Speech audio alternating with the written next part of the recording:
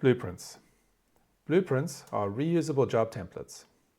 These are the kinds of jobs that your business does for your customers that you charge money for. Effectively, within a blueprint, you can define the amount of time it takes, the amount of debris you need to pick up after a job, potentially, and any potential materials that you use for the jobs. This criteria sets up the blueprint altogether. Let me walk you through a quick example. Let's open up Groundskeeper and we navigate to the blueprint section.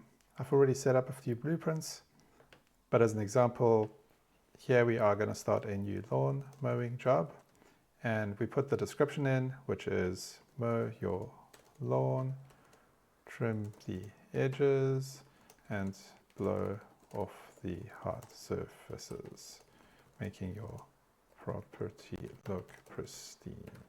It's important to note that this name and this description both show up on the estimates and the invoices.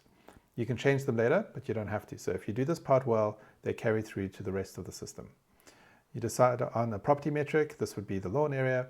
And this here is the minimum size that you will service. So I'm going to put in here 500 square feet. If a property was 400 square feet, this would be the minimum. So you would charge for 500. So you can change this. You could price this out at 1 square foot. For lawn mowing, I like to do 500 square feet. How long it's going to take, I'm going to say it's about 12 minutes of labor time to do all of this. Again, this might vary depending where you are. And you would decide the amount of dump volume, so how much debris you're going to pick up. We don't do any for lawn mowing, and we don't use any materials for lawn mowing. And there we go. We have the lawn mowing blueprint set up. Two other cool things about blueprints. The first we already covered, which is that you set the minimum price of the blueprint. This means you're never going to accidentally undercharge for a job. The second thing is that you set up the blueprint once and you use it forever. Even if your price per hour changes, you don't change the blueprint because it's defined by the labor time. Let's walk through another quick example. We are going to create a new blueprint. Let's call it spring cleanup. And with the spring cleanup, we're going to remove debris from the lawn, give it a fresh mow, and add pre-emergent.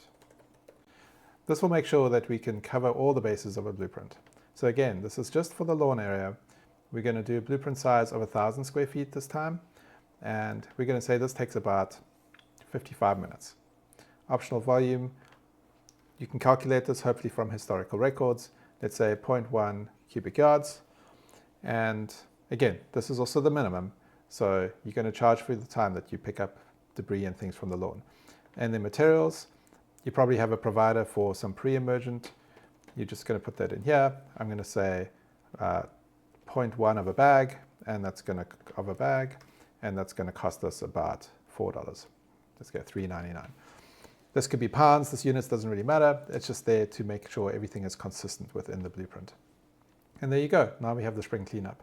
So if you wanted to actually add this to a property, you would set this up in a property. So you can go to new job, select one of the properties, and let's say you just want to do lawn mowing.